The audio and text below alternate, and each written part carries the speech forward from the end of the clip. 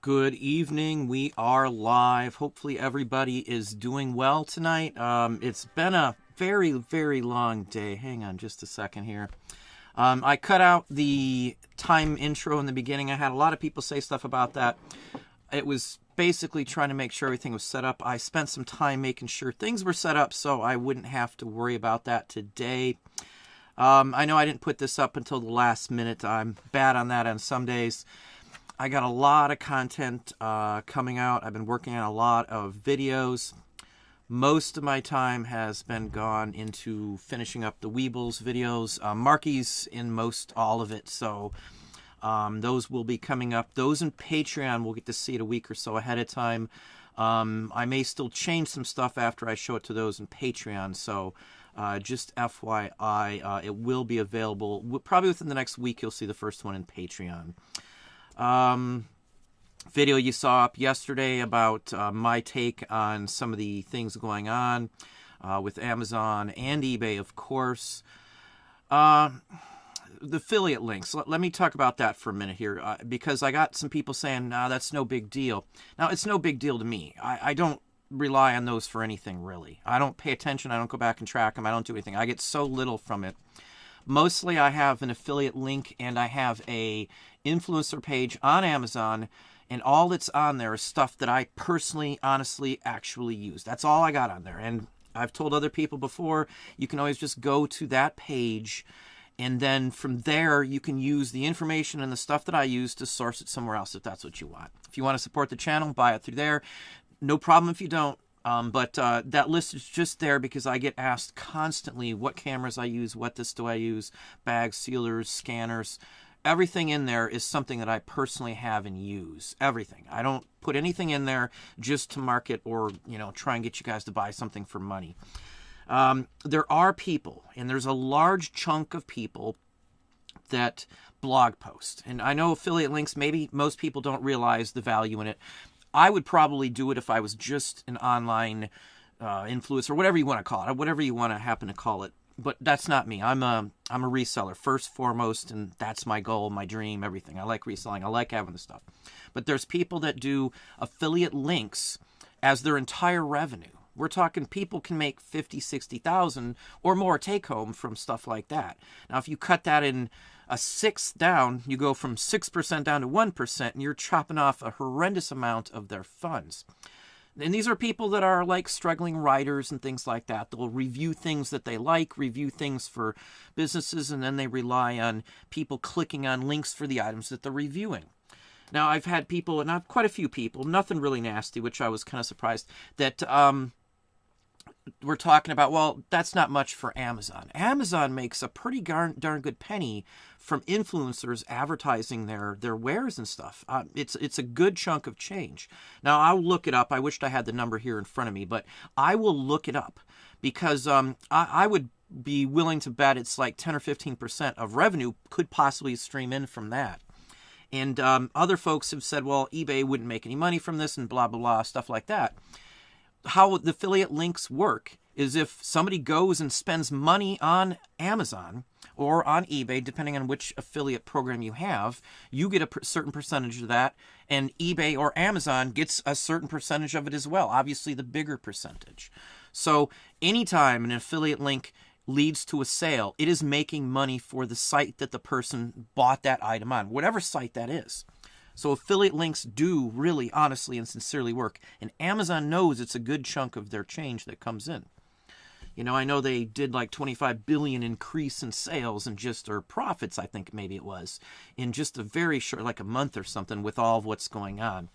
I don't begrudge anybody making money, but when you're cutting it off other people that need it, in a situation like this, I just think that was wrong. I mean, he's the richest person in the world or darn close to it. Again, I'm not here to rant about anything like that.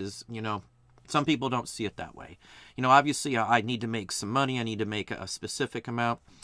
Title today is literally personally how I feel about it. There are no free rides in this. I earned every dime that I have made. Every single dime. Every time I look in the bank account, I know that I earned all of that money myself. Well, with the family, the business, I should say. Not specifically, but us. We earned it. It's no free ride whatsoever in this industry. So, even the affiliate links, when people say, well, that's just easy money, it's not as easy you would think to write a big, long, expose on an item. And some of the ones I've read are, 5-6 long pages, enough to be like a small, almost a thesis paper in some cases. And they go into very good detail. The ones that make the most for doing stuff like that do a phenomenal job. I read reviews on products, and I watch them as well on here too. And most of the people that have videos for reviews have a website with reviews and have links to the same items as well. Now, it's a business. It's just like reselling. Most people think reselling, you can't make a living on it. I can prove anybody wrong in a minute here, and so can many people who are probably watching. But affiliate links is the same thing. It gives people the opportunity to write or do whatever they want and use the affiliate links. Again, I have some down below. I never really call them out or even acknowledge that they're there most of the time. It's just something I've put up God knows how long ago, and I just haven't touched them again. It's not my goal. Again, there's nothing wrong with somebody doing affiliate links. It shouldn't be, frowned upon. It shouldn't be considered easy money, because it takes a lot of stuff to draw enough people in to make any kind of money doing an affiliate link. Even with me having, a couple million views, I still don't get much at all. It's still basically just a joke. It wouldn't even cover half my postage, and whole months of affiliate links from one of the sites wouldn't even cover half my postage for one day on shipments out of eBay. That's not much at all, so anyway. But it's something to think about. It's a warning shot over the bow, I guess you would say. I'm still waiting to see what eBay does on it. And now that it's all over the place, we'll see what happens. It won't happen, my guess, until May. Personal opinion, just because the new guy will be in and he will probably address whatever is going on. I ain't going to say my opinion on the guy. All you got to do is watch the video from yesterday. It's not an opinion on him. It's an opinion on his work history. That's all I care about. I don't know him from beans. I don't know what kind of person he is. I didn't address the kind of person he is. All my video from yesterday is talking about his history. What he did before he took this position for eBay. Is the positions he was in before successful, and all that kind of stuff. And this is all straight from major sources, whether it be the companies he's worked for, Wall Street Journal, Forbes, Morgan Stanley. There's a couple other sites I use for my information, but it's all straight from somewhere else, from legitimate sources. So anyway, I won't go into any depth on that, because we can't determine. I'm just not excited at all on what the move they made. It's a bad move in my opinion. But anyway, hopefully everybody is doing good. Sales-wise, I've been getting mixed responses. I've got a few folks that I personally talked to that told me they sell clothing, and clothing is still somewhat selling for them. They're still doing very well. Again, I looked on eBay just shortly before coming on here. Clothing, shoes, everything, major retailers, the name brand stores are all selling everything up to 70-80% off in some cases for spring clothing right now. I've had several people show me some ads and things like that. They've emailed me some stuff. And I got a couple on my phone too for markdowns at major retailers all across the country. The economists didn't think it was going to be as bad as it turned out to be. We're going back to the Great Depression at the turn of the 20th century right now, in the same level of stuff going on. So it's going to be tough. And again, there are no free rides in this.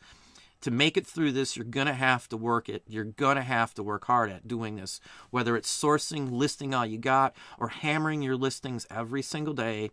And I'll say this again, and I say it, I think, in every video, is to send out those offers to watchers constantly throughout the day.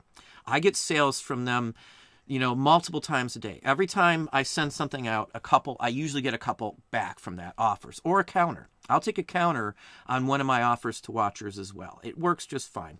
I price higher anyway, so I always have room to play. Even when I send an offer out, that offer is still higher than I would take for it 90% of the time.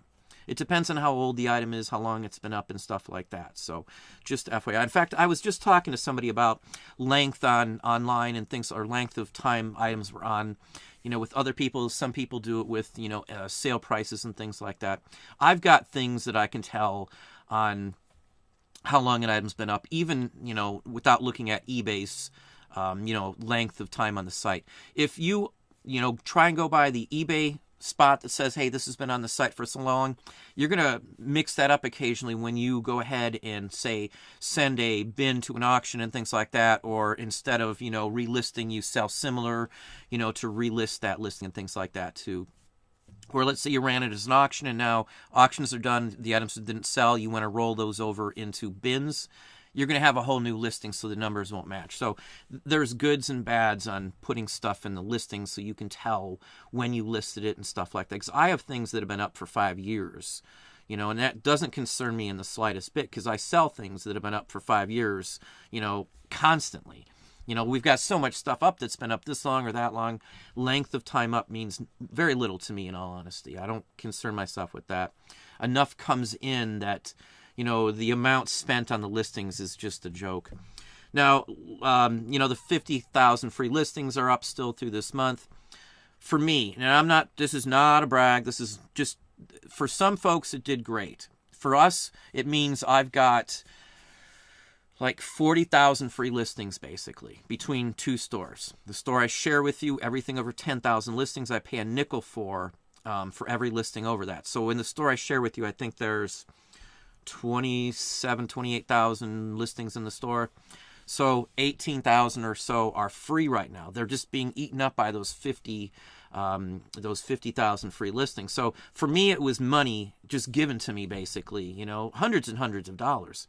I mean, I can't complain about that, but for most people, and I mean most people out there, that didn't do a whole lot for you because there's no way to spend it. I mean, to use those, so to speak. And I bring this up because I had somebody say something about that today. You'll probably see it if you go back and watch yesterday's video. There's a comment about it. But the point of it is that even when this is ending, if this does actually end and they don't give out another free one, run some of those selectively. Be careful about running your fees up if you're not sure on what's going to sell and what's not. That would be my best recommendation on that. And that goes to Jim, so just FYI. So, Jim, that would be my honest, full-fledged opinion. I would just let some of those run. I would not delete them. You can always stop them from auto-relisting from the main page, your main listings page. I think it's on the bottom right-hand corner. There's a settings box on there. I don't remember exactly what it says, but you can't miss it. But you can turn off the auto-relist on those. And then you can actually, save those in the store so you don't have to delete them. And when you sell some, you already have some listings ready. You can pop those into the place if you don't want to go over your free listings for whatever store level you are in. This would be a good time to assess your store levels. Look at what you're selling. Look at your items up. Address, which ones are worth keeping, which ones are not worth keeping. You got plenty of time to do that. Most people do now. So, take that into consideration. Now, I've also gotten on my Patreon page, and I usually don't talk much about it, but I've seen it now on other pages too that I deal with, on the post office possibly going bankrupt. The post office loses billions of dollars a year, every year. That's just a given. The structure, setup, whatever you want to take it as, isn't the same. All these other people, like Ups and everybody else, is taking a chunk out of the post office, especially because more people tend to use other services on Amazon. I ship more items like UPS and other services on Amazon than I do anywhere else, in all honesty. It's easy. I can get pickups just like I can for the post office. Again, I don't go to the post office ever. The post office picks up every single day, 6 days a week. So all factors that play into your business and, how things are going to go. So anyway. But again, I'll say this again, title, no free rides. Again, there is no free rides in here. I'm working more now than I usually do because, again, I don't have labor, so it plays into this, but I'm still not anywhere near it, any issues with sales flowing in. I'm, probably better positioned now than I ever have, even with what's going on, just because we've got stuff going on that, obviously we don't share everything. I do got other revenue sources. We've got 10 revenue streams. 11 technically, but and I do get questions on the other revenue streams, where else we sell on. I've talked about some of them. I'm on Walmart, Amazon, Etsy, the HIP platform, and I've had people ask, what is HIP? Just type in HIP Stamps, I think, or is it HIP Comics? There's 3 platforms, and I think it's under, I think my bill shows HIP Stamps on it. So maybe if you type in HIP, H-I-P, and then the word postcard, all one word, and then .com, you'll run right into HIP. But they have a stamp, comic book, and a postcard site. I'll give you guys a little hint if you're doing that. Whatever you have in your eBay store in the postcard category or in the stamp category automatically is pulled over to HIP. So if you want other things to show up on HIP, all you got to do technically is to tag them as in another category. Just FYI. It might mess you up on eBay, but, it's a cross-list thing, just FYI. I had somebody ask that question too, but that is HIP. There's other platforms. I do Discogs as well. There's a couple other art-related and sci-fi fantasy sites that I make money off of too. I do artwork and I do some writing. Some people know some of my writing. I have let a few people read it, but I do write more like novel-style stories and things like that. It's not fantasy. It's just life stories basically. If anybody in Patreon, I'd be willing maybe to post a chapter of one of them in there if somebody's interested. But it's going to be something that's going to be literally with an ISBN. It's going to be on Amazon within the, say, next 6 months. I am working on a guide, too, which I had several more people ask about. I have run into some issues trying to make sure I have copyright-free use of the photos in the guide. That's the biggest problem with any guide you do. Most people who do a guide doing this stuff just rip them from eBay and don't seek permission or anything. I don't care to risk anything. I'm always safe with everything, so I've been contacting on a weekly basis fellow record people that I know for copies of labels and things like that. I've been not trying to bombard them. So that's the only reason there isn't a guide for 78 buyers. And the guide's going to be available in Patreon, and it's going to be sold separately too. I already have an ISBN for that as well too. So, I bought 5 of them at the same time. I do, as I said, I do write stuff. I do have a business name, and I do sign things with a different signature. I'm not going to call it out, but I do use a different name on some things as well. I have for years.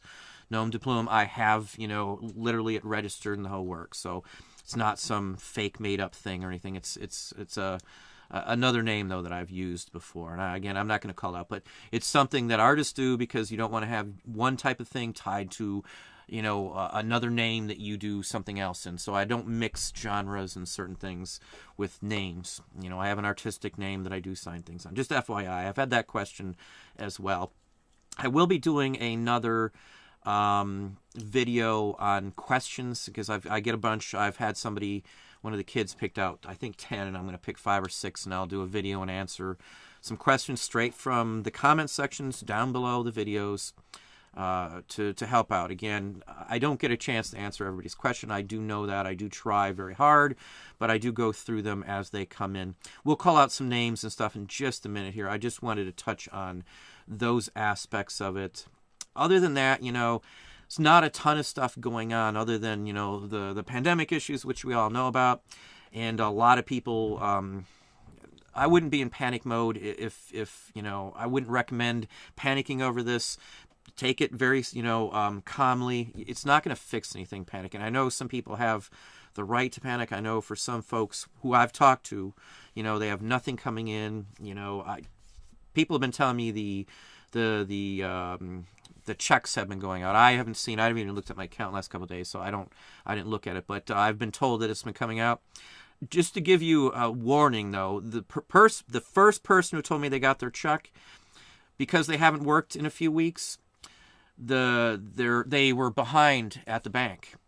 And so when the check went in, they only got, even though they were supposed to get more, after the bank kept the amount that they owed the bank, it was like over $400 is all they got, which wasn't enough, again, to put them anywhere in a spot to be able to do anything, because that went out for their next rent. So if you are behind in the bank and your bank check goes in from the government for the pandemic, they're keeping, as of right now, anything you may have owed to the bank, like an overdraft or anything like that. So just FYI, I never thought about that, but that's the case for somebody I've personally talked to. So, a little troublesome, though, if that's the way it is, because they needed the money. Needed the money sooner, put them in the hole, and then when the money came in, it just still kept them in the hole because it's not even half of what they owe for rent, not counting electricity or any of the other things like that. So, the only thing I want to say about the pandemic, too, is cautionary tale with reopening everything up too soon. I know it's not pleasant. You open it up too soon and we can't test. it's going to be right back again. It may be worse the second time around because we let it go. There's still no tests here. I don't even know if my son had it or not. We would really have liked to have known, and then there's reports coming back right now from Japan, even people from the cruise ship from Japan, Korea, and that whole area, the whole Asian area over there, that people are testing positive again after being released and hadn't been tested negative for 2 and 3 times. So it's just something to concern yourself. I'm in no rush to say let's open everything up by May 1st or any specific date. I want it opened, obviously, because it's kind of gets a little boring to sit around the house. Even if you're working, it's a long, laborious day. But I sure as heck don't want to go through this again because we dropped the ball on anything here. And I'm not saying anybody dropped the ball or didn't. It's not my call. But we don't want to drop it. And I don't want to go out until they're sure or have tests because, there's still cases are rising, whether it's flattened or not. But anyway, enough on there. Let's go up and see who's here tonight. I know I've missed a bunch already, it looks like. Hey, Penny, how are you doing? Penny is first, and I got Dom, Primetime Treasure Hunter, in the house. Just talking to Dom before the show for a few minutes. Our DJ, New Zealand. I think you are the first person from New Zealand I have seen use that on the chat here. Welcome, welcome. I've got quite a few from your area, Australia, and over in that direction as well. How you doing, Marie? Good evening. Hustle and Grind Calgary. Oh, of course, back from Canada there. My son had to cancel another Canadian trip they were going to do, obviously with everything going on and school and the whole works. So, anyway. Danny, how are you doing?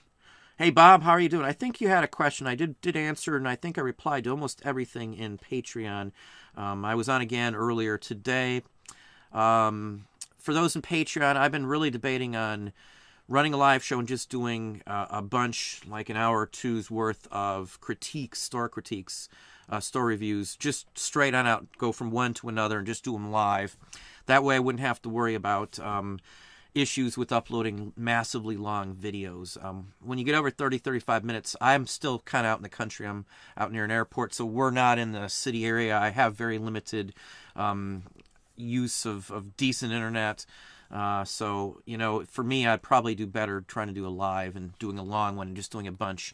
And I would tag the store names probably in the video, like most of the other tags I have in Patreon. Just FYI, I see quite a few folks in Patreon in here. Hey, Annie, how are you doing? Annie from Boston. I do miss, we spent some good time in Boston. I did enjoy my time in Boston, honestly. And I'm not a big city person. I liked Boston better than New York. I just didn't deal with the traffic.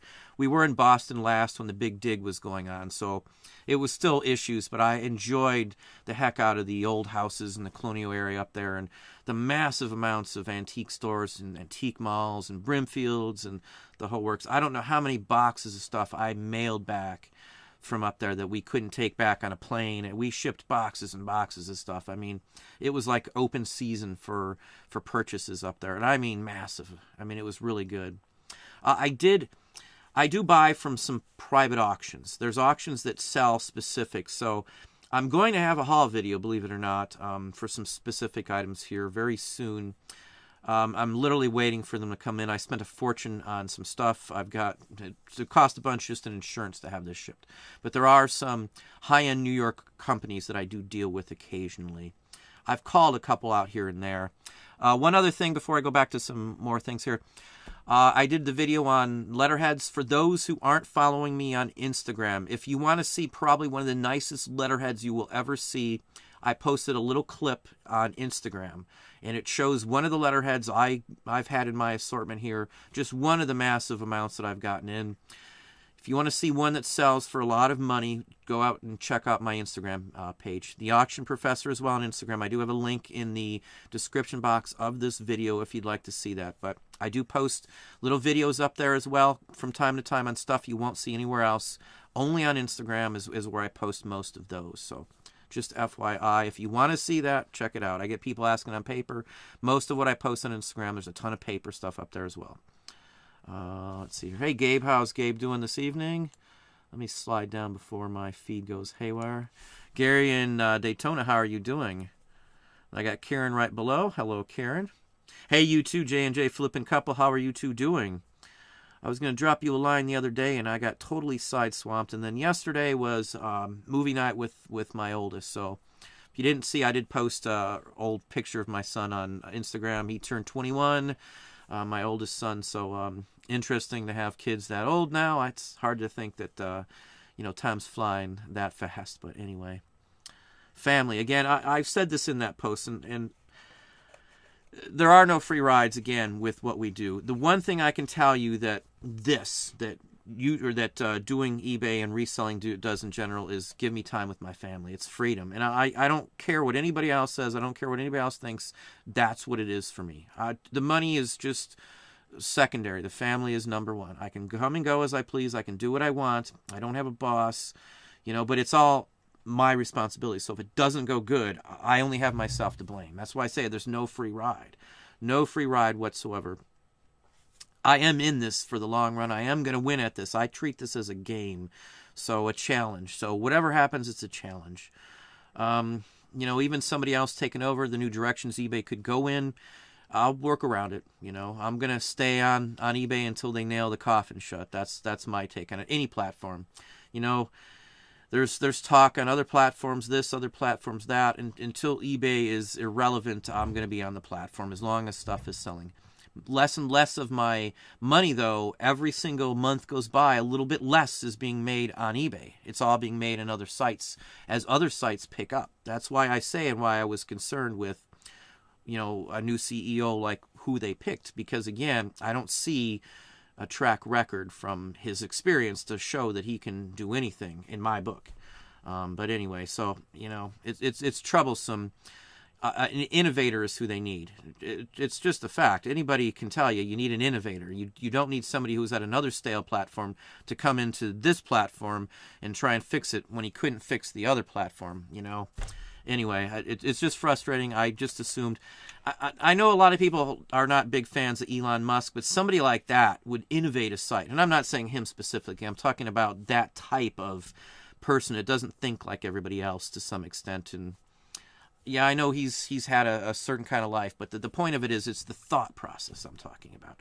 Out of the box is what they need, desperately. They need to stop spending all the money to buy back stocks. And they spent last year, from the tax cut, mind you, the beginning of last year, they invested like $4 billion in the stock buyback. This has already happened, a lot of this. So it's not like they just sold StubHub and now they're investing that money. They've already been doing this. That's the big tax break that was supposed to help the little guy like us, only helps the big business, it seems.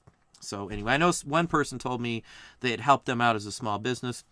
We're doing okay as a small business because of some of the tax things built into that. So I wasn't worried about that. I didn't care. I would have just rather let them have it if they would have overall helped the general population in my book. I'm not greedy. I'm not greedy at all. I, again, have a child with a pre-existing condition. And, I've got my own concerns with stuff. I would rather not have to worry about certain issues like medical. But anyway, let's go back over in here. Cornelius, how are you doing? Yeah, online auctions can do well, as I said. Emily, how are you doing? From Chicago. I have been to the Windy City myself. I actually spent a few nights in downtown, and we had this massive view. My uncle, when I was like 10 or 12, had an apartment, like 15th floor on some building. I wouldn't even know where, but it was just the neatest thing I had seen when I was that age. Goatee. No, I don't have a goatee. It's just the same as I always have. I just use some hair color, of course, which I usually do myself anyway. Gabe, speaking of affiliate links, I noticed the storage shelves weren't in there. Affiliate links. I'm not sure what you're talking about. Storage shelves weren't in there. Oh, the storage shelves I have here in my facility, those are Walmart. And I don't have anything affiliate. Maybe they have one. I haven't even looked it up. I'm only on the platform as seller / from there, B2B or something. These are Walmart. All the shelves I have and I use are Walmart. It's 2 for $110, and they come from an outside secondary source, but they're great shelves. I think the shelves that you've seen in my videos hold like 6,000 or 7,000 pounds per shelf. They're 4 feet wide, and I would say, and they're all 5-shelf units. They come in 2 pieces, so you can combine them and stack them and configure them however you wish. And again, it's like $110. I have them shipped to the store. They weigh, when they arrive at the store, I think over 100 pounds. So get one of their carts when you pick them up, or they'll wheel them out in a cart. But I bought all of those from there. The other shelves that I have, and I've got quite a few of those, are called Metro Max. If you go to Restaurant Hotel Supply Company, type in Metro Max, and you're going to see those shelves. Now, those are really expensive shelves. They're, $600 a section. I got them from working in restaurants, and we also buy out. I used to buy out prior to all this. I'd go in with several other people, and we'd buy out entire businesses. We'd split up the equipment between the four of us, and then we'd each sell off our own section of it. And, we'd split it literally down the middle, or where the value came at. We were very good at that. I worked in restaurants, so I know all the ins and outs on what everything in a restaurant costs, because I had to buy them for, 10 plus years of my life. So I know every single paddler, mixer, and all that kind of stuff. All the Hobarts were my favorites. Hobart stuff sells like mad online. The paddles, anything from those Hobart equipments, even little tiny bolts, sometimes I can get 10, 15, 20 bucks for. Even more than that. The paddles from a giant blender, mixer, $500, $600 for the right one. So a lot of the shelves I got from places like that. They're very fine shelves. They're coated. Not only are they coated, but you can also get, and I have some of them, shelf liner plastics that fit on the top so nothing can roll off or fall off from them. They have lips on them if you want them to. They're really expensive, as I said. They're food grade shelves, the rest of what we have. So it's a mix of the Walmart. They're 55 each or 110. I think maybe they're 65 each, 2 for 110. They're wood. I wish I remembered the name of them, but again, they're Walmart. There are some things at Walmart that are better than ordering. The ones at Amazon were more expensive, is why I got them that way. And I don't think the shipping, I think with the shipping it would have just blown it up. But with Walmart, I could have them shipped to the local store for free. So again, I source everything. I'll go to the cheapest place. Some of the items I get for computers, electronics, and things like that, I go to Newegg. So, or supermedia.com for like printer ink and stuff like that. It's the best price around. I do not buy any of the used printer inks off of eBay or anybody else that sells them. I don't buy anything. I worry about the date codes on printer ink. So all the folks who sell cartridges, I don't know how many times somebody's emailed me and told me that they got somebody said that the ink was bad and how can this be? Are they trying to con me? Those go bad after a while. If somebody had them out in a hot garage or something, it kind of fuses and cakes that powder up that's inside there, the toner itself. So those do go bad. There are dates on all those for a reason. I don't sell them anymore just because of issues like that. I wouldn't want a negative to make a quick buck on something like that. If I know the age on something like that, I will mess with it. But I always buy straight from a site that's reputable. So if there is something wrong with it, I got a full refund option on it. Just I'm cheap. I make sure I get the right products and I'm done. I don't mind buying like knockoffs. I've got it's like a speed printer. It's like a small one. It's not the Dynamos, but I've got another one, and I found a secondary company. I have to like remove a chip from the official one and stick it on this unit, but it works fine, and it's like half the price. So, if you don't mind messing or doing something a little bit on your own and have some basic technical skills, you can save on all kinds of stuff. So just FYI. Let's see here.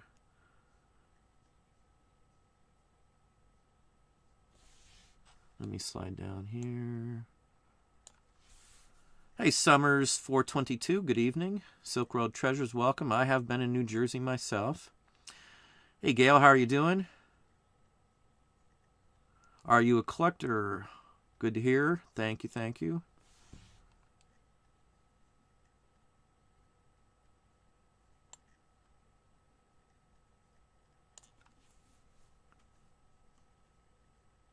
Let's see here. Hang on, let me slide down here.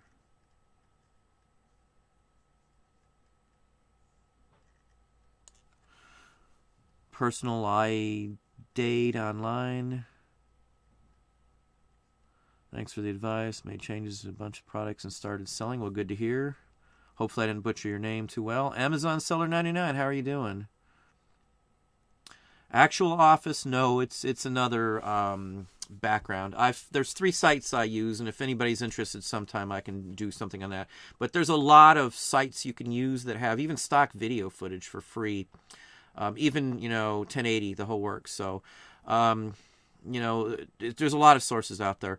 The Weebles video, I've got a lot of stock footage in, as well as footage that we shot. The intro part, the origin of the Weebles in the beginning, has stock footage. It's a nostalgia introduction. So again, that'll be on Patreon. You're going to get to see all the old toys. We're going to go into values in it. It's going to be literally a big expose just on Weebles, the vintage Weebles. We're not touching on any of the new ones. We're only touching on the original Hasbros, the ones that are highly collectible these days. There's a whole world of Weebles that most people are unaware of, so just FYI. Hey, Danny, well, thank you for that as well. Yeah, Gabe, that is a green screen. Naomi, how are you doing? Seattle. I have been to Seattle once or twice.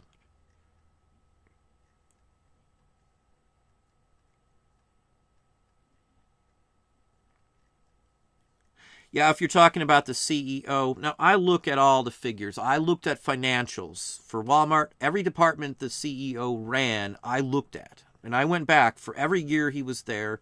I tracked down what he did at eBay before and the whole works. Again, I don't care about who he is. I'm not talking about him personally. I'm talking about work history. I hired 1,000 people plus in my day. I hired general managers, assistant managers, and everyone down to the bottom level from that point on. For a segment, for my division, I made or sold $11 million, $11.1 million in revenue a year is what my region did. And I hired for all those spots, for all the stores in my region. All the employees were my call.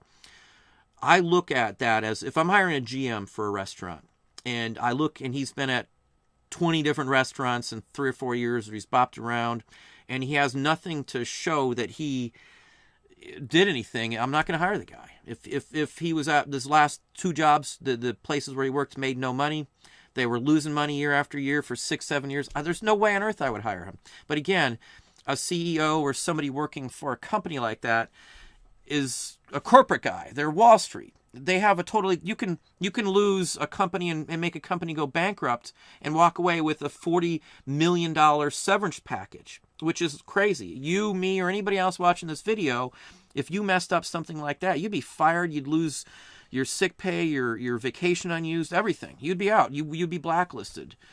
So there's 2 structures in this world. There's the corporate that gets what they want, and then there's our level of stuff here. I wouldn't hire somebody with the experience, I should say the work history that he has. The experience doesn't mean anything if you don't know how to use that and you didn't use it to your benefit. Where I worked my, I won't use the word I was going to use, I worked my butt off where I worked. And everywhere I worked, I got promoted because I didn't care about all the politics at work. I was strictly coming in there and do my job, do it the best I can to make the most money I can. I got a wife, I got kids, so that's what my goals were, to take care of that.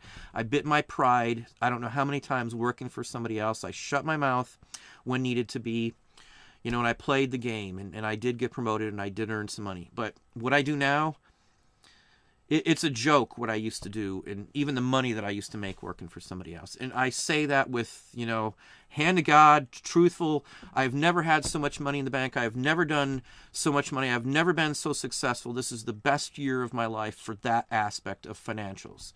By far, hands down, right now, right this very second, even with all the pandemic going on, But, it's that's not the important issue. When I worked for somebody and I made, 6 digits for somebody else, which I did as a regional in D.C., I didn't see my family, had no time to spend the money. I was stuck in traffic, stuck on the road, stuck 12 hours a day, 6 days a week, sometimes 7 days a week. There's a month or 2 that I worked for the entire time without a day off. Back then, pagers were around, so the few times I got to take my wife out anywhere to some neat, nice restaurant, we went to a lot of the diplomatic restaurants and ate, we even went to the Korean restaurant, the diplomatic Korean restaurant over there in D.C. There's a whole street of them, and you can eat at most of them, not all of them, but most of them. We'd walk in, and my pager would go off, or the phone would go off. No matter what, I don't care, because the businesses that I was a regional for were opened, 7 days a week. So you had no freedom. I mean, we've sat down and there's stuff that only I had, permission to do. And, it was just, The freedom. I don't care if anybody thinks that's not the truth, but this is freedom. This is clear, plainly freedom. This is the concern for me. And again, I'm making a lot of money. I'm doing very well, but that's not the issue. That's just a side shot, I guess you could say. If I'm making money and I can pay my bills, I don't have to be rich. I'm not going to go out and buy a brand new car right now. I'm not going to worry about buying a $200 t-shirt or a $500 pair of tennis shoes. I don't care. I just don't care. They're nice. They look nice, but it doesn't do anything for me. I would rather invest that into something and keep it and grow that money, so in the long run, I'll be safe and my family will be safe. So anyway, let's go back to some more questions here. Let me pop down.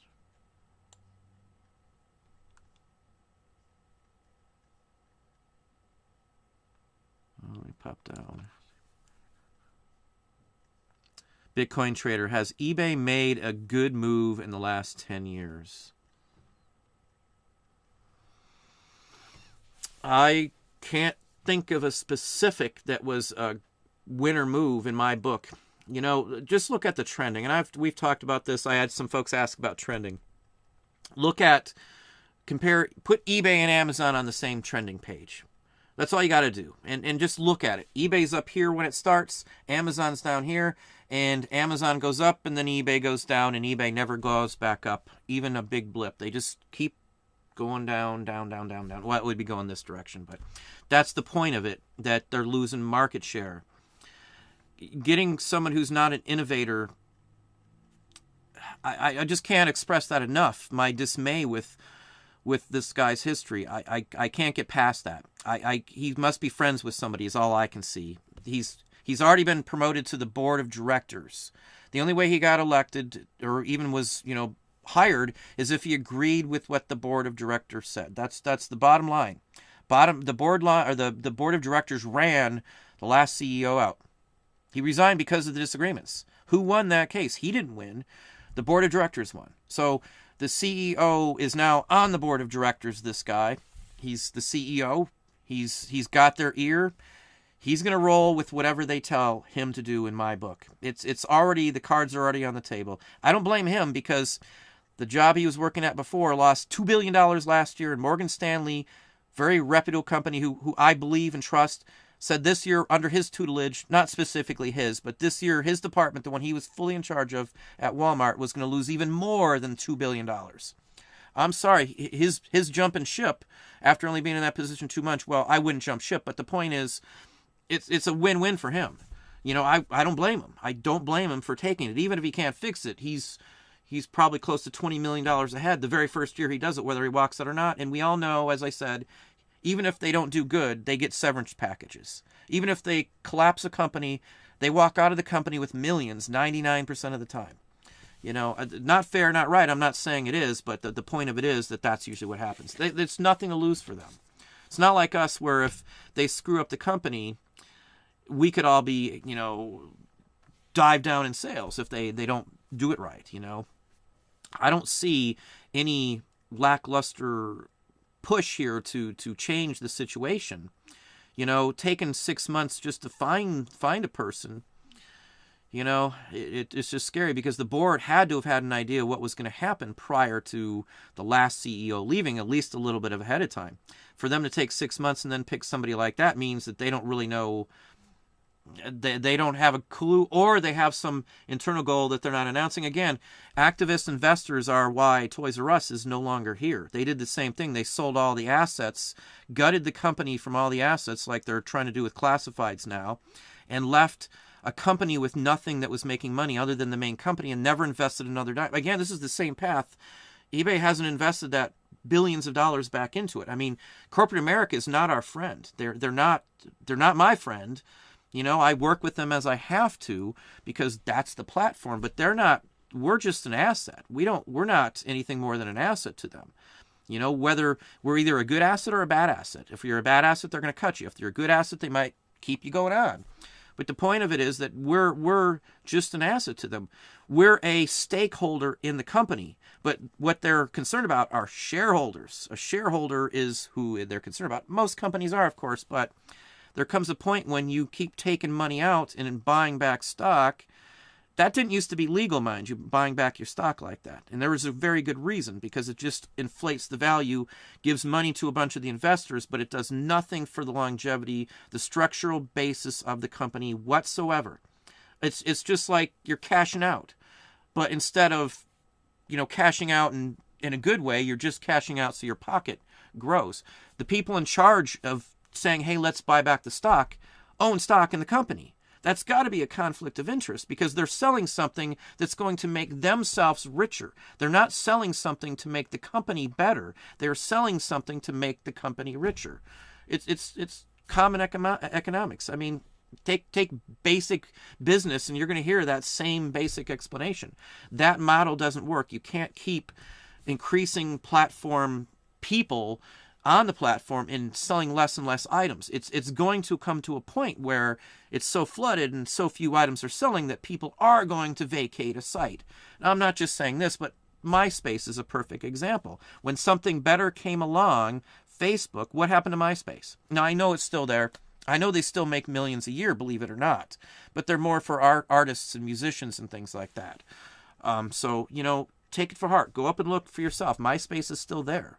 I want to say they reported like 14 million the year before last still in revenue. But still, I mean, nobody even knows who they are anymore. Most younger people, my kids haven't a clue what MySpace is.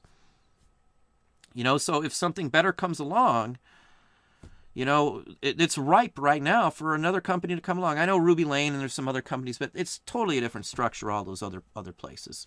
Bonanza and all that stuff. It's just not a big enough draw. And I know you can free do this and that on Bonanza. I'm not going to mess with it. It's just not worth my time to import and cross and all that kind of stuff. They're not on any of the third-party apps, so, and I don't trust a lot of the transfers from certain apps anyway. Let's see where we're at. We're down 39%, Naomi. There's another one that's down. Again, it depends on what you sell. I can't speak that enough. Let's talk about demographics for just a minute here.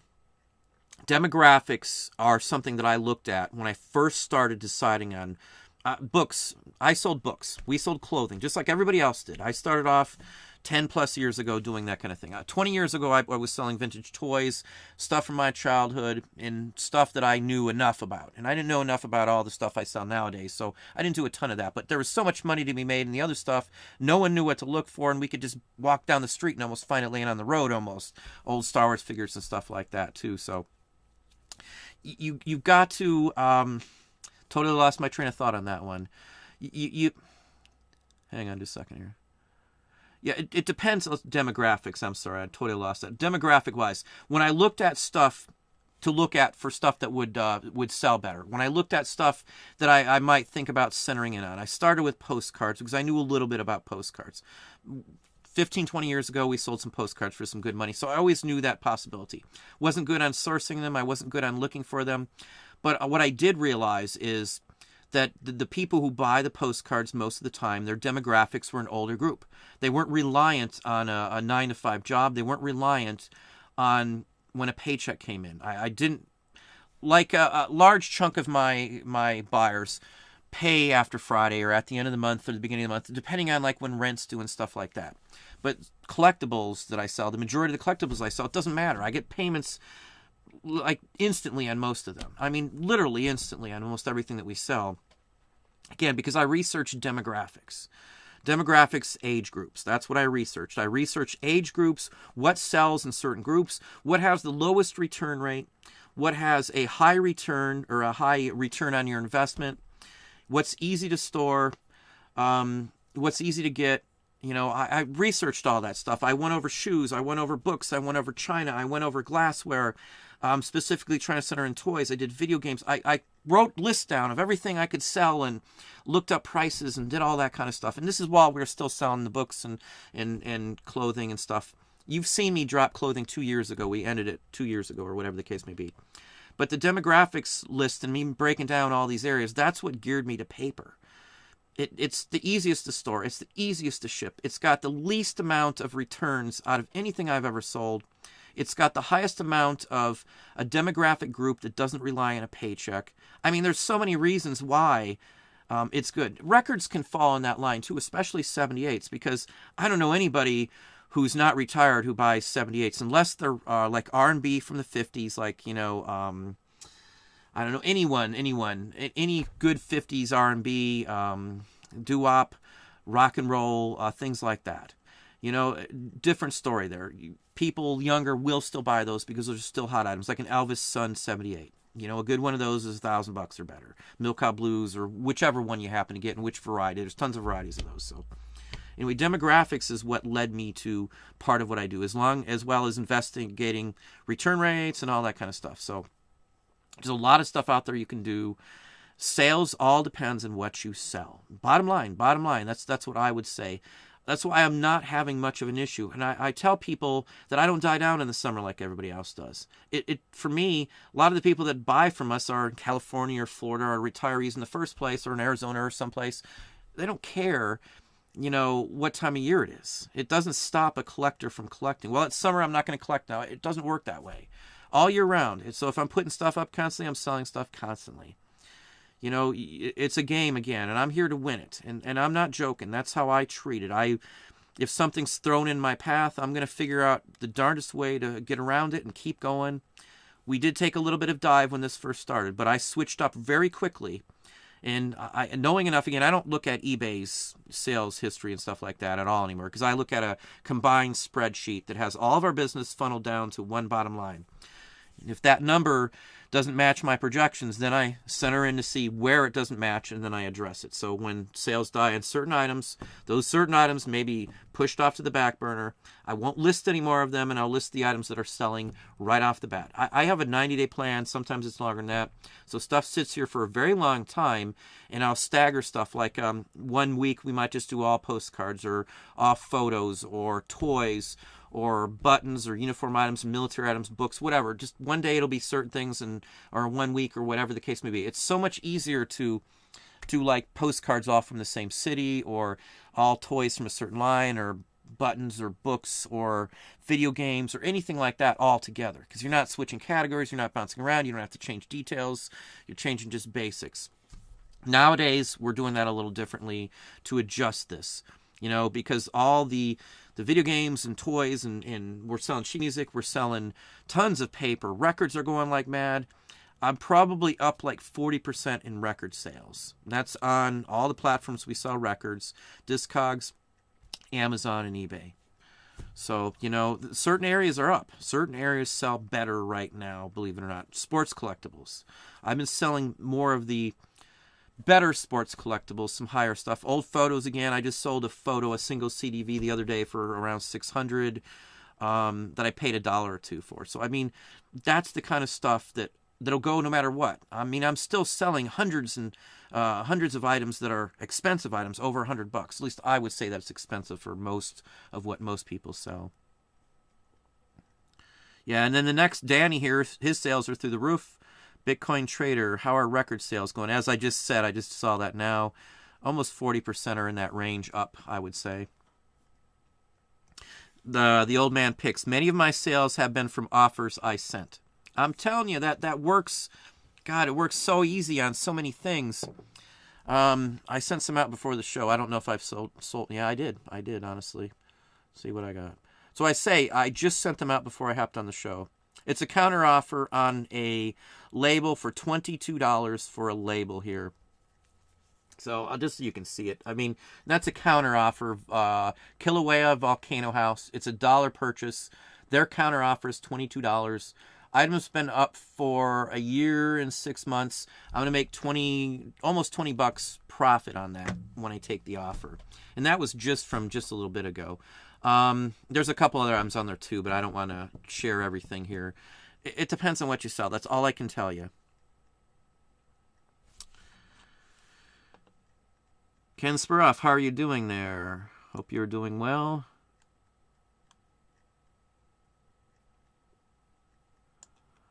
Let's see here, Gabe. I don't have enough items to really make much use of the 50K free listings. Unfortunately, I don't think most people do.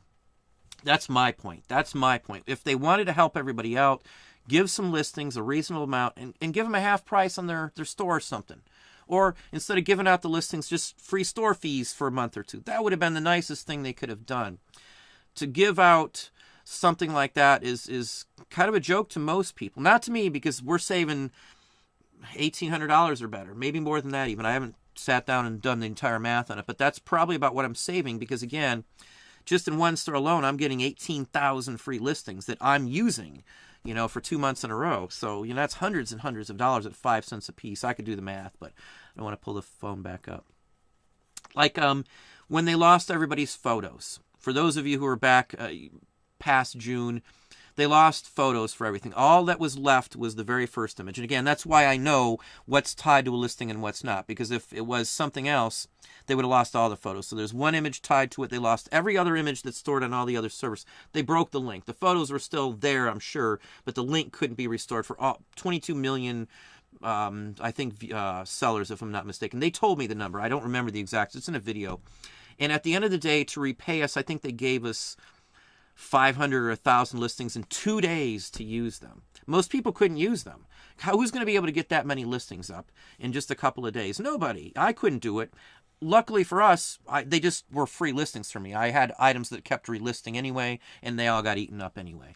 So whenever they give free listings, it just means I don't pay as much. It doesn't make me add more items necessarily, because I add items no matter what. I don't even pay attention to stuff like that. I add them all the time. If I could add items, all day long, every day, I would do that. Nonstop, 24/7, if that was a possibility. All good items. I wouldn't list just junk. So don't take it for granted, but, pay attention to what you're doing. Ken Spiroff, look at my video from yesterday. I think it's big changes in reselling. You'll see. 30 minutes I go into, well, not just him, but I talk about other things. But there's 20 minutes of just looking at the history of the new CEO. Just FYI. Hey, Rick Duke, how are you doing? Welcome, welcome.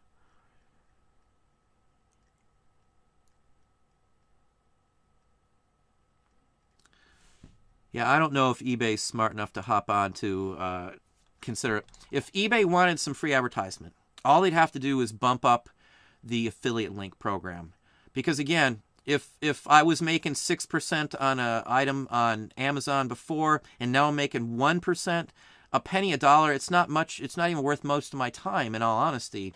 It's just a service for somebody, if anything else. So if eBay offered way more, than Amazon used to, people are going to be pushing that. One thing I noticed, most people who do affiliate links will give you a link that's for the item they use maybe, but it'll be the highest version that they'll get the most profit on. I just list.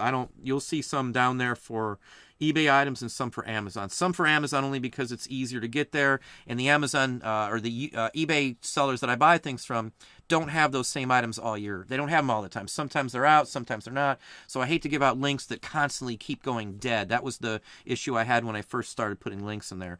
They'd be good for a couple months, and then there'd be a whole bunch of them that weren't any good. Usually the ones on Amazon are a little better. They don't just change constantly from day to day. Naomi, true, that was a motivator for me. Sales drops should be a motivator if that's what you're referring to. If I'm dropping in sales, I'm sure as heck going to figure out what I can do to fix it. And we did. We've turned it back around in just a matter of a week or so. Again, projections. Math, simple math is all I needed to do to figure everything out. Rich, how are you doing, Rich Sanders? Sales good here. Maybe my highest number of sales ever. Again, it depends on what you're selling. We're doing just fine, I assure you. We're right about where I would be. In fact, I'm probably up a little bit.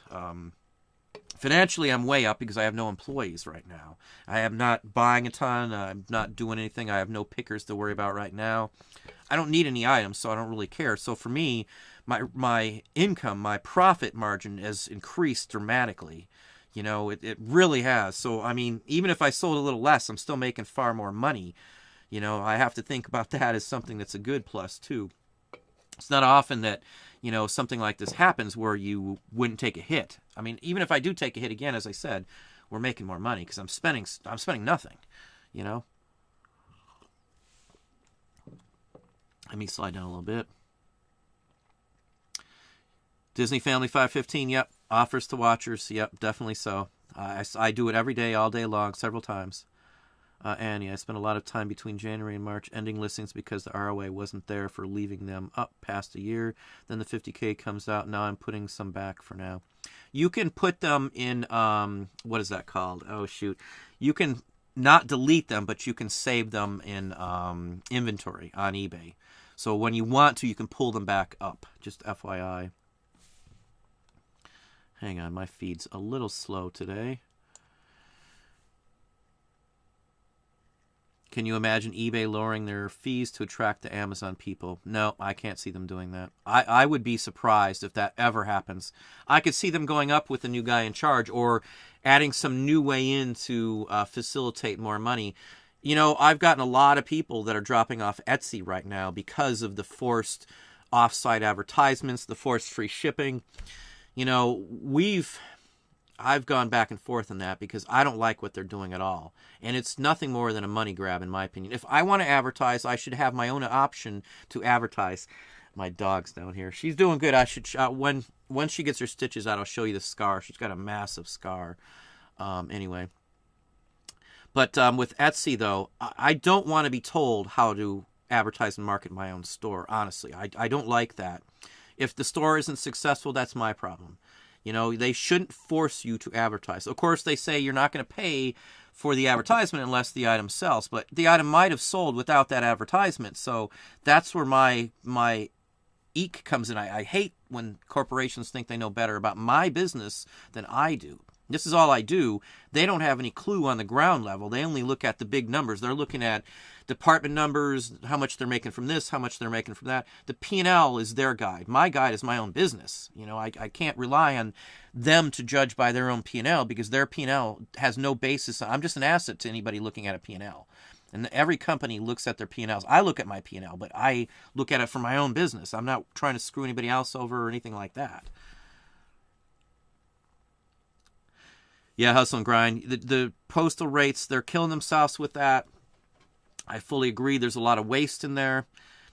You know, some politicians made some good points to use the post office as a banking system as well for some of the people that can't get access to a bank in some of the depressed neighborhoods and things like that, which, you know, for folks who can't afford a checking account, it might be good. It would actually give the ability to double use the building and could make it a profitable venue. You know, it sounds drastic, but there are other places that do that where you can cash checks and do all kinds of things at the post office. You know, they need to be able to double use it or use, you know, backhauling and things like that too. They drive around with empty trucks and all kinds of things like that because they don't pick up other items, but there's so many other ways. I set up backhaul when I worked for a company as a regional. And, you know, I cut our shipping costs down like 40% the day I did that. Because, again, I'm bringing merchandise for somebody else back, so my gas is split up not just between me, like it always was. When I took over the region in Virginia, they weren't backhauling anything. So I was driving, or not me, I had a fleet of vehicles driving around. They do Washington, D.C., Maryland, and Virginia. And we drive from Fairfax area, Fredericksburg, all the way up to Richmond. And they were bringing nothing back. So if you know anything about the area, the Beltway, or what, I can't remember the name of the road. I think it was part of the Beltway. But from Richmond to Fairfax area, Alexandria specifically, it's like 2 hours one way. And it's a lot of gas in a vehicle that's running refrigerator one way. You know, usually you're coming back, it's not. So I got backhaul people to come in there, and they paid me to bring their merchandise back to Alexandria. And it cut my costs down immensely. I made my bonuses for, you know, transportation costs and everything immediately. I mean, just in one fell swoop. And all it took was some phone calls and working out a deal who had a business in Alexandria. And I did their driving for them after that. It cost us about 30 minutes in extra time. They forklifted the stuff into there. It was ready when we picked it up. They forklifted it out at the other end, and they didn't have to worry about logistics to transport that items. There's just so many things that the post office could do. They do stuff with the with UPS now. Sometimes they'll deliver a UPS package, you know, even on Sunday occasionally. So,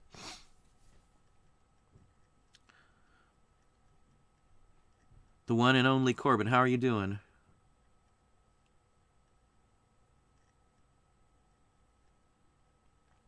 No, they should not open up until they're sure everything's ready or they have the tests. I am not excited about that at all. It's not going to change me still sticking around. Until they can offer me and my family a test, it's not safe in my book. If they can't test and somebody still has it and they can't test or don't have the test available, how are you going to be able to track it down and stop it? It's just going to reoccur again. Pretty much it's going to happen again at some point no matter what. It's just a given. When you reopen, that's what happens. The Spanish flu happened 3 times. Most of these, especially this large, this many people getting it, the risk of it happening again is very high. And even the head medical doctor in the current administration, which I do respect the guy, said it could come back next year even worse. So, the only far cure that's going to end it is to have a vaccine or some way to stop it in its tracks. If you're unaware, look at the numbers. Like New York City alone, 20% of the police force is infected or quarantined. Here in my own town, the head of the health department is quarantined. They've already closed down the entire health department building downtown to disinfect it because people were getting sick at the health department. So, I know somebody who's died. I personally know somebody who's died. So I'm not too excited to rush into anything. If it's ready, they got everything backed up. They can track down anybody who gets it and make sure anybody they contacted they can quarantine. Fine, but I have a son who is at high risk, so I don't want to take any chances. I'm not interested in taking chances just for a little help, with things. If they stagger it and they're smart and they can test and they have healthcare workers to cover, because right now there's a shortage of healthcare workers. Many have died, even doctors, nurses, or they're sick or quarantined. If you don't have the staff to do it, it's just a bad decision overall. I like to make sure I'm covered on all bases, and I don't feel covered just opening it back up on some arbitrary date. It depends on case counts and everything, and not just here, in general in my book. We're still going up. It's 130,000 people worldwide, almost 2 million people contracted that we know of. And again, there could be 1 million people they've never tested, so we don't even know. I could have had it and don't know. My son could have had it and we don't know. That's the sad part. But I'm not excited at all.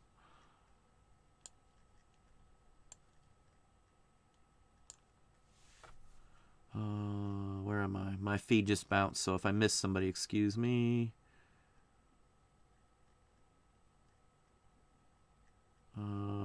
Saul Amazuka. Where and how do you submit your writing? I do a lot of stuff and I self-publish some. Again, I do have a name that I write under as well, too. I'm not going to give it out. It's my confirmation name, just FYI. But I do have a different last name that I use legally. You're allowed to do that. Nom de plume, writing as. It's perfectly legal. It's just basically like having a company name, basically. I have a couple company names. Well, I've got more than a couple. I've got a couple registered with the state, and we have some other names with trademarks and things as well, too. I have paid for a trademark and some copyrights, just FYI. A pen name. Yeah, same thing. Nom de plume. Basic same thing. Dylan VD question is, excuse me, when do you actually sleep, or do you outsource a lot? When do I sleep? I sleep 5 hours a night. That's about all I sleep. I've got insomnia lately, so just me. I don't sleep a lot. I still get up early. I'm still up. Last night we stayed up really, really late watching movies with the kids, but normally I'm up 6:30 every day. Don't usually go to bed till 12:30 or so, somewhere in there. It's just me. I've been like that forever. When I worked in the restaurants, we had to be in sometimes at 4 in the morning or 5 a.m. at the latest. So it depends on if a truck came in, sometimes I might have to be there at 3 a.m. to meet the truck and then literally help unload the truck. And when a truck comes into a restaurant, sometimes it's half a semi, and you'll have 2 people unloading, and I used to do that myself. I'd toss the boxes with my guys. I got good respect because I did whatever they did, and I didn't want to just be the guy standing there. After I checked it in, we all put it away, and it took very little time, and no one was really stressed out. But we worked really hard for that hour and a half to put a truck away. It's a lot of stuff, a lot of product in a big, busy restaurant. Our restaurant, on average, did $65,000 average on a restaurant that I was under control of a week. That was a weekly sales. Most stores that I ran as a GM, we did like $3 million a year. My region, as I said, $11.1 million. I'm used to volume. I'm used to working really hard. That's why I say everything I got, I worked my tail off to get. It's no free ride. I don't care what anybody else tells you. There's no secret. There's no trick. There's good courses out there, don't get me wrong, but there's no course that's going to make you a ton of money no matter what. You have to put in the effort to do it. It's got to be you. I mean, no one can make you do something. No one can give you the drive or the ambition. You have to have that. That's why most people fail. They give up too soon. They don't have the ambition. They don't have a drive. As I'm in it to win. I'm not stopping. I don't care. Like getting into collectibles on Amazon.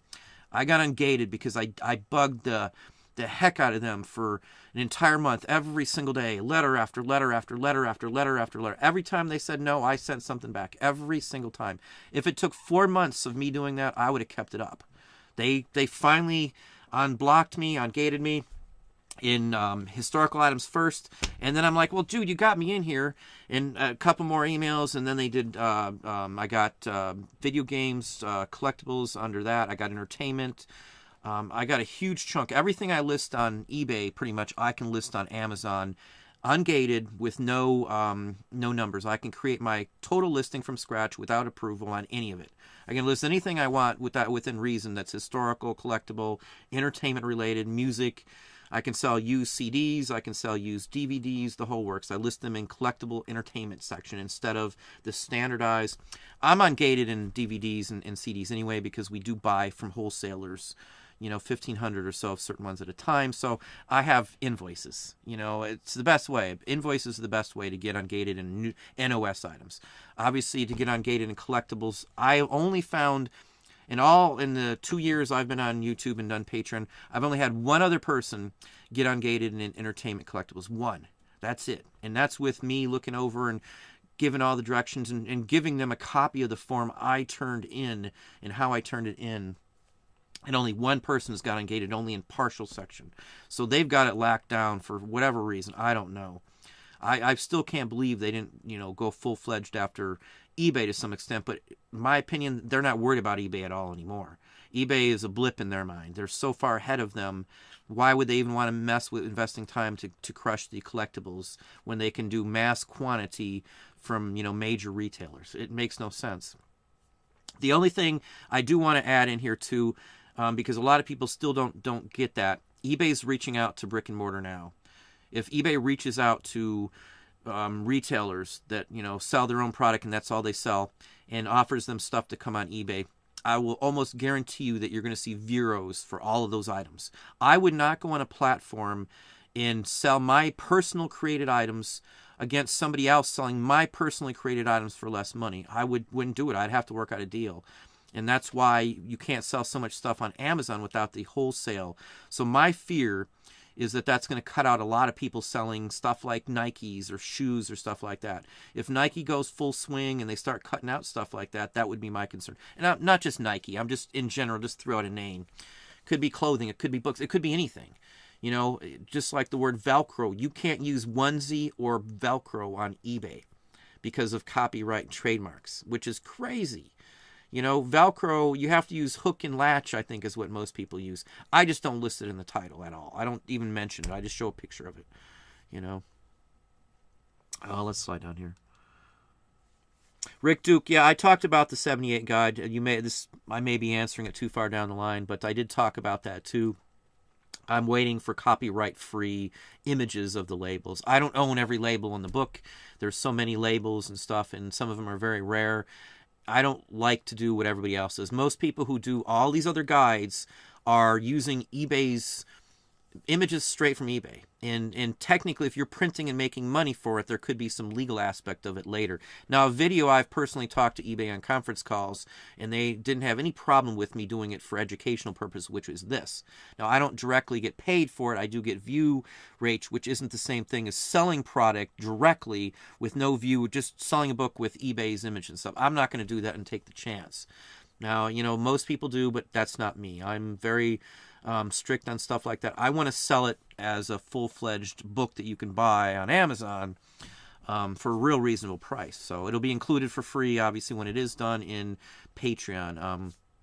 I didn't think about that when I started it, so I do have to apologize. Had I thought thought about the aspect of copyrights on that specifically. It didn't even cross my mind at the time, but that's the reason. I'm very careful. I don't want to get sued. Anyway. Yeah, Annie's calling out there too. But that's the only thing I'm waiting on is images. That's it. That is all I'm waiting on at this point. I wrote it. I'm done with it.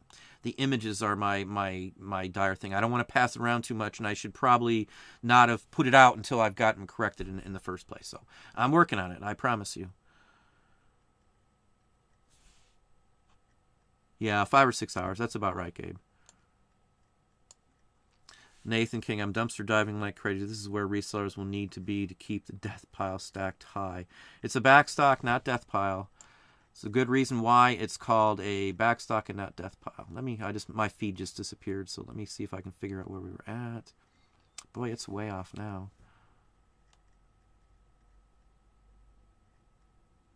I can't find where we're at. Oh, here we go. I think I got it. Yeah, here we go. I'm sorry. My feed just bounces all over.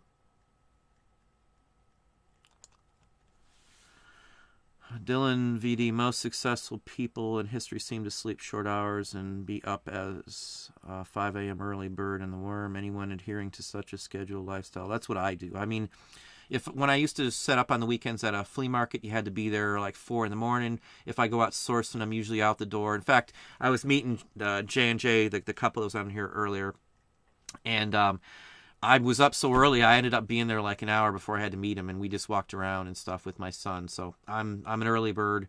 I don't like being late for anything. It drives me nuts. Even 5 minutes or 2 minutes late, I try to always be everywhere earlier. So when the kids or something ain't ready on time, that drives me nuts. One of my big things.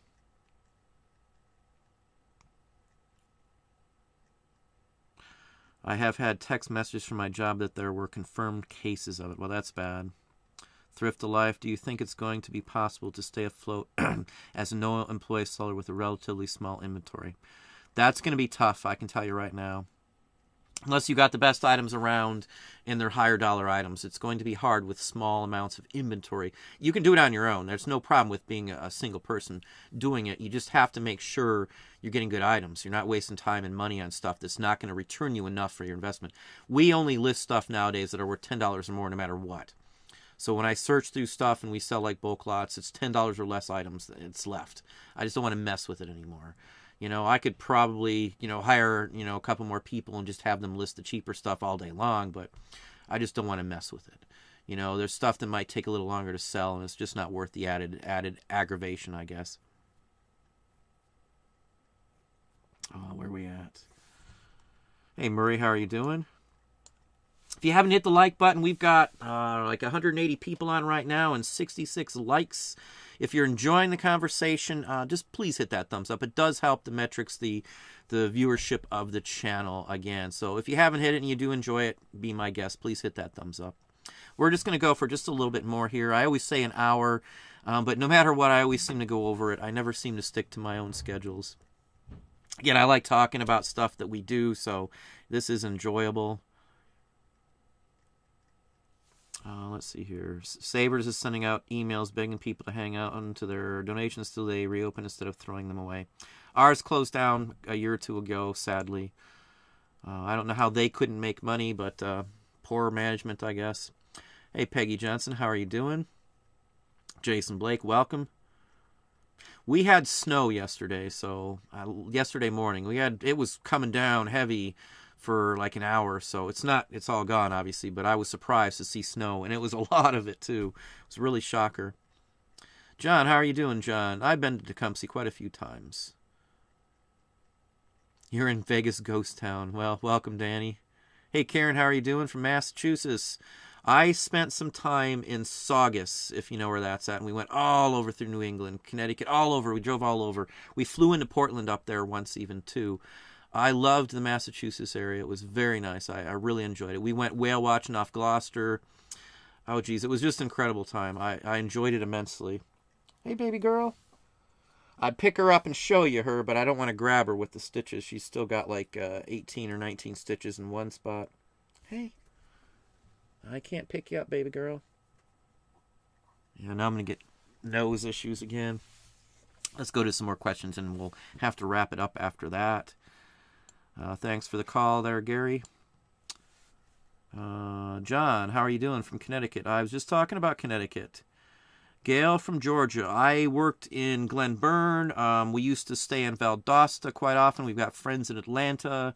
Dragon Con, can't beat that. I spent some time in Georgia. I worked there for a few months in Glen Burn, as I said.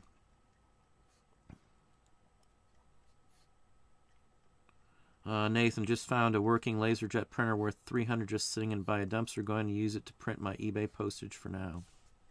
Free is always better. Not saying I don't take free stuff. If there's records or a bunch of junk sitting down by the side of the road, I'm going to take it too.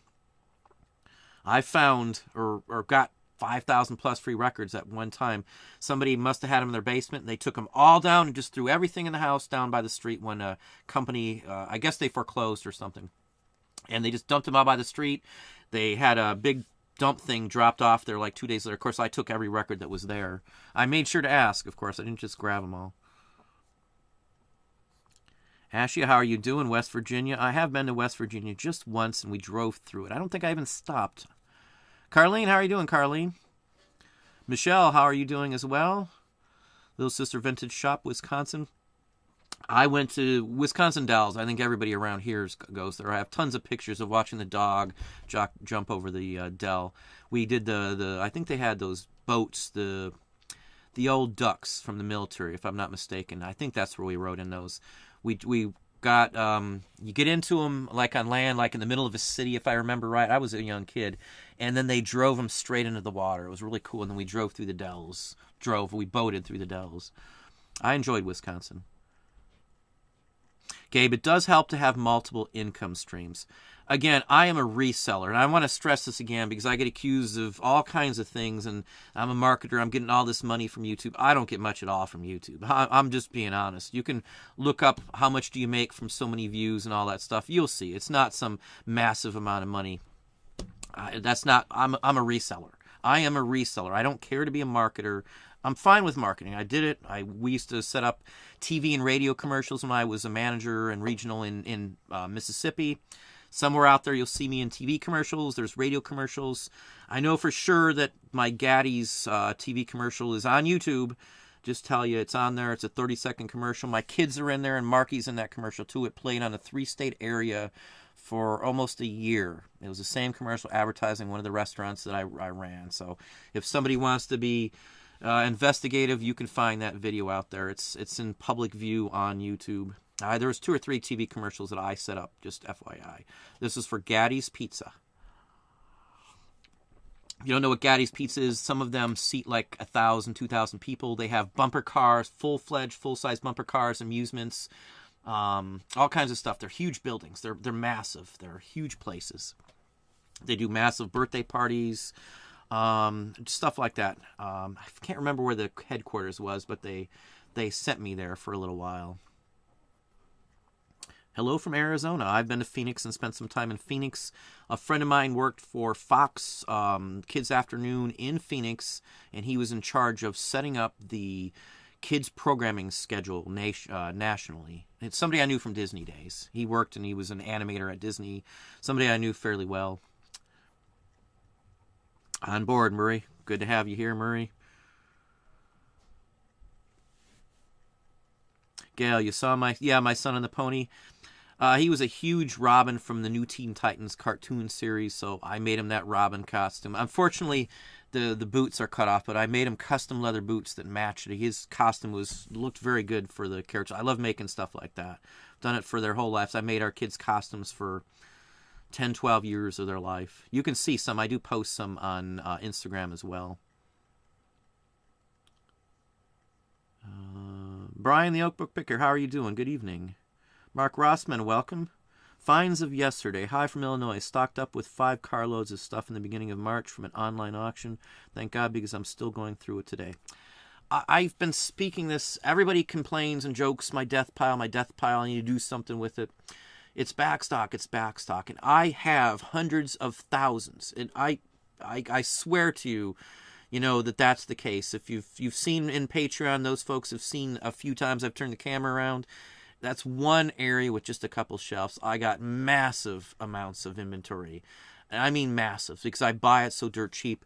I am in no rush to get anything up or sell anything these days. I don't, just not an essential. I don't have to put up anything I get right away, ever. It's not a concern. Again, it's taken me 10 years to get to this point. 10 years. So it's not like I didn't earn the right to be able to not have to worry. I earned it through 3 years of not eating and working 80-hour weeks, trying to get every little dime I can, trying to pay the bills, and having to call electric company, ask them if they can hold off, water. Same thing. We did that for a while. And this is with a master's degree even. Life is strange. That's why I say I treat it as a game and a challenge. And my plan is to beat that challenge and make as much as I can to increase my business. I don't care about being rich. Don't get me wrong. I'm never going to buy a fancy car or anything like that, It doesn't do anything for me. No jewelry. I used to have the gold chains and all. I don't care anymore. I could care less. It's a commodity to me, gold in general. At least that's how I look at it. We'll just take one or two more questions and we'll go. Hello from Chicago. How are you doing, Carol? And Dom, your Templar items have been great. I walked up on, well, let me back up for a minute here. I was offered an entire company's inventory that closed down in the 50s. And this is a military regalia company, a major one, a national company. I was offered. Somebody called me on, in fact, it was a subscriber, to be honest. Normally, I just blow that kind of stuff off. But his title intrigued me, and I did pick up a whole bunch of stuff, uniforms, all kinds of stuff like that. So I do like the stuff like the Knights Templar. Again, if you haven't subscribed to my Instagram page, if you want to see some close-ups of some of the stuff, like the letterhead video that I just put out a couple days ago, I've got probably the best letterhead I have ever owned. It's got the most ornate designs I have ever seen or held in my hand for a letterhead. And there's a little video I just put up today on that. And I do little videos like that. Again, the Auction Professor on Instagram as well. There's a link down there below. The stuff that I like, I was a big military buff. I took Rev War history in college, and I took U.S. history, any extra history class I could. I took Japanese history up to the Meiji era, which is the best era, and we covered Tokugawa. We did everything. I did any class. I took what was the fantasy and mythology classes. I took several of those. I took 2 different religion classes, one with world base and then one with theology in general. I love that stuff. I took all that, and I love the atmosphere. I love looking at the stuff. Let's just I'll give you a story real quick, and then I'll just answer one more question. I see one more here on that I'd like to at least address. For me, I get excited seeing something. Now, a friend of mine that we've known for years, his wife worked with us at Disney for years. I mean, for a very long time. We lived next door to them. Very good people. They were they just moved out of Denver area, and they're moving back to Kentucky, actually, to be with their family. Again, it's family again. But he had a letter that I got to read and hold in the whole works, and it was signed by hand by George Washington. Something like that. It almost gives me like goosebumps, knowing that Washington wrote this in his own hand. Now, we had season passes when he lived in D.C. to go to Mount Vernon. We didn't get there very much because, obviously I worked all the time, but it was one of the few places that I really enjoyed. I like history. We did Fort Ward. We did all the museums. We did all the Smithsonian. Everywhere we could go, anytime I had free, I did that. I love the history. It's exciting. It's literally, it gave me goosebumps knowing that Washington wrote that. He physically wrote that. Now, I've never been lucky enough to get a Washington signature. It wasn't in super great condition. It's $1,500 to $2,000, the one that he had. So it's not some huge, massive pricey. Maybe to a lot of people that may seem pricey, but in the scheme of colonial documents, that's not super, super bad. I've had $1,000 documents. We've had powder horns and things that sold for thousands and stuff, I've had shirt buttons from colonial soldiers that sold for thousands. I've talked to Don Troiani, if you know who he is. In the past. I've even sold him a few pieces years and years ago. Don Trani's an artist. He owns one of the Burdine sharpshooters uniforms, the only one in existence. It has rubber eagle buttons from the Civil War. I mean, that's the kind of stuff I like. I've talked to Daniel Binder, which is one of the guys who wrote the books before, and he's helped me out a few times years back, before I knew very much on the area. So I love that area more than anything else. So back to the call, having a call from somebody who has uniform and regalia just was a huge, massive, exciting flush in my head to say, wow, I get to look at something that's been around since the 1800s that supplied the government with clothing, as well as Knights Templars and Knights of Columbus and all the fraternal groups. They did tons of them. I'm not going to give out a name, but most people probably know. I'm still working on a deal to purchase massive quantities, including insignias and things. We're talking some big bucks, though, and I don't really want to give out much more information because it's something here in Ohio that's still an ongoing deal. But I've been turning up a lot of Knights Templar items because of that. My favorite thing is your links listed in the tabletop tape dispenser. I have 3 or 4 of those now, those tabletop dispensers. There's a 3-inch one, too. So if you do big boxes or you do FBA for your Home Depot boxes, the 3-inch tape dispenser is the same looks. It takes the same thing. It's the bomb. I love those tape dispensers. When you figure out you can one hand yank that off, no gun, no setting, picking, stretching or anything. Those tape dispensers are awesome. I can just whip out enough and slap it on a box and I'm done. That thing is the bomb once you've done it. And I've used those for years, so I can just zip it off with one hand, yank it off, and stick it on the box. Maybe in the videos it doesn't look like it's quite that quick, but I'm filming and I'm trying to show you it's just not quite the same. I'm just in a mood. I had Tesla Modern Day Cowboy playing when I was starting to wrap up today. I needed something loud because I was up real late last night, which is something I never do. But again, your son only turns 21 once, and we were going to take him to a comedy club, and everything was blown because we can't do any of that. But anyway. Hi from BC, British Columbia. Welcome, Shelley. Mr. Exquisite, welcome. Let me just see if I can get to one more question. I watched him package items with it, and he just sped right through it. I had to go slow for the video. I'm telling you, that tabletop dispenser is a dream. It's like $20. When I saw those, I don't even know where my handhelds are at all anymore. I don't touch them. We've got one of those tape dispensers pretty much. I can see 2 right now, and there's a couple upstairs too. So, I love those tape dispensers. That was the best thing I bought tape-wise in my life of reselling. Now, some people don't like them. If you're not careful, you can cut yourself really bad on one of those. But with those, you can replace the tear-off blade. And I mean, there's nothing that goes wrong with them.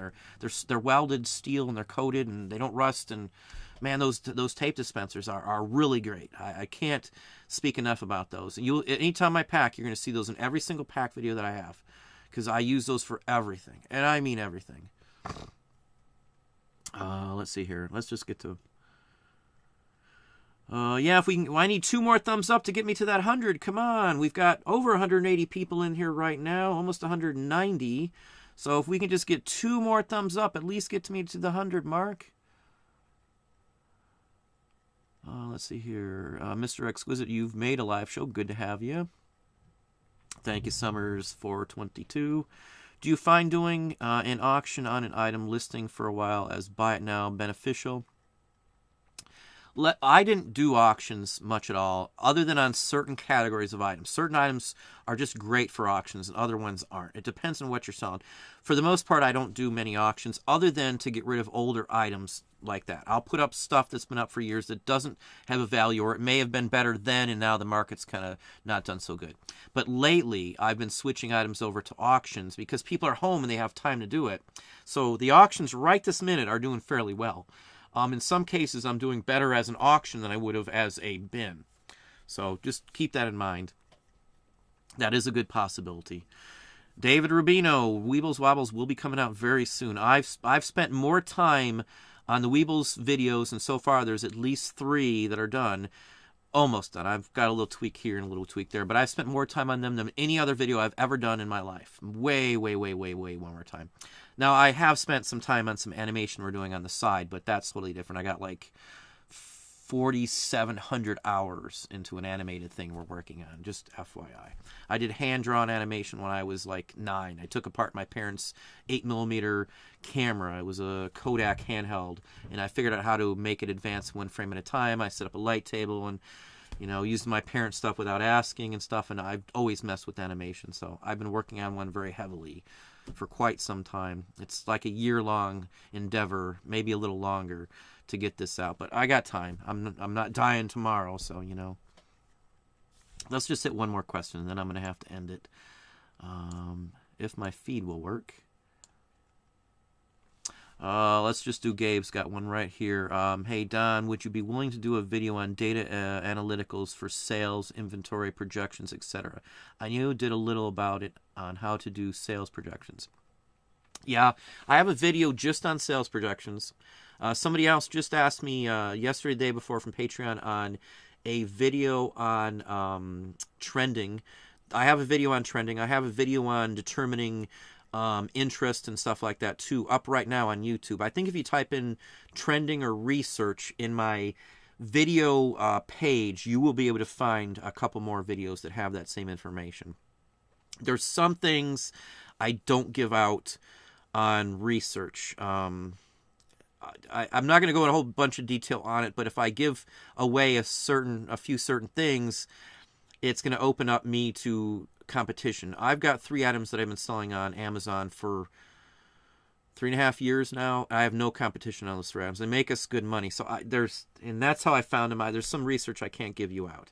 I just can't do it just because of that. I don't mind like the antiques and collectibles because everybody finds different ones. You're not going to find the same postcard I got. You're not going to find the same book or toy or any of that stuff. That's all given. There's every town has different collectibles and different sourcing. So the chance of anybody finding the same vintage collectible that I have are almost nil. That's why I don't worry about any of that stuff. So helping you to know that's great.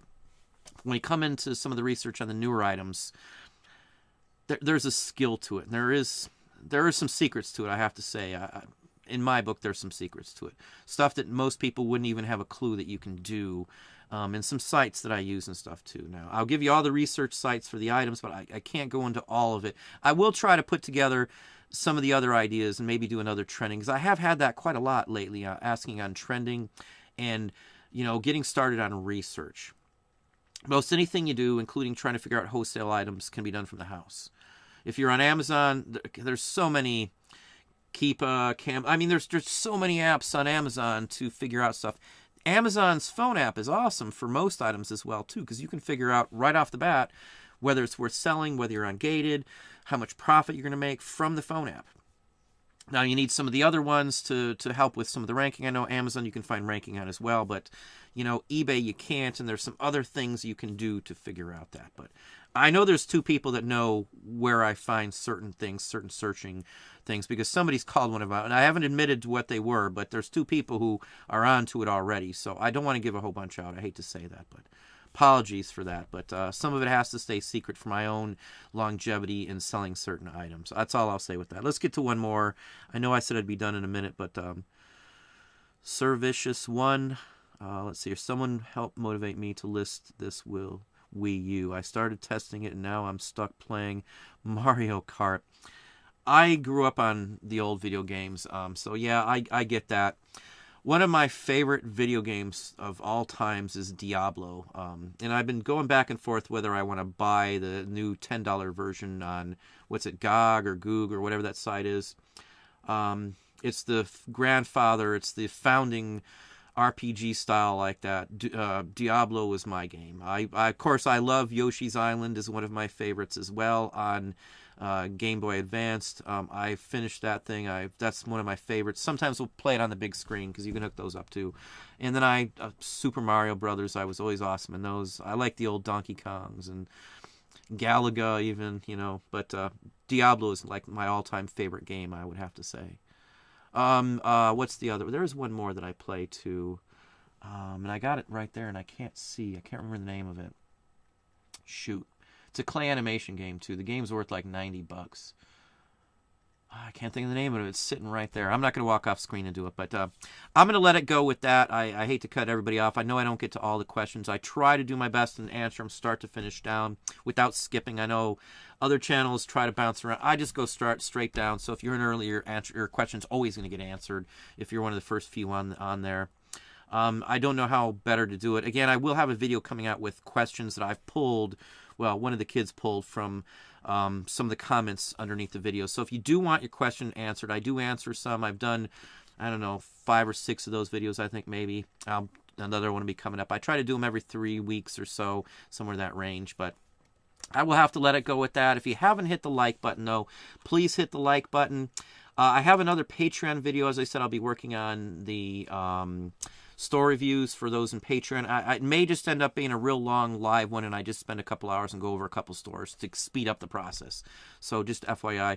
Those in Patreon, too, I did update the credits. So if you watch the credits and you just joined Patreon as of 2 hours before the show starts, everything is up to date. I did answer, I had 18 or 19 emails in Patreon just since yesterday, so all those have been answered today as well, too. So if you are in Patreon, I do answer every single one of yours with a thorough and hopefully complete answer for you, too. So, again, I thank everybody for coming on. Another video up tomorrow. I don't know which one I'm going to throw up on YouTube tomorrow. I have 2 all ready to go. But anyway, I do appreciate it. Please be safe.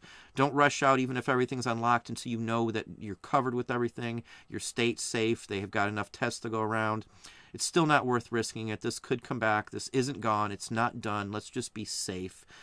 I'd rather stay a little longer and just have one lockdown instead of having to do this whole thing all over again. I know it's tight for money for everybody, but you know, we're going to make it through it the best way we can. Most people are understanding, you know, those that you have to pay bills to. I've learned in my time, if you're honest and sincere with most people, they will let you slide a little bit. So I'm praying for everybody to make it through this. Hopefully everybody does well, and I thank you, and hopefully you have a good evening, and we will let it go at that.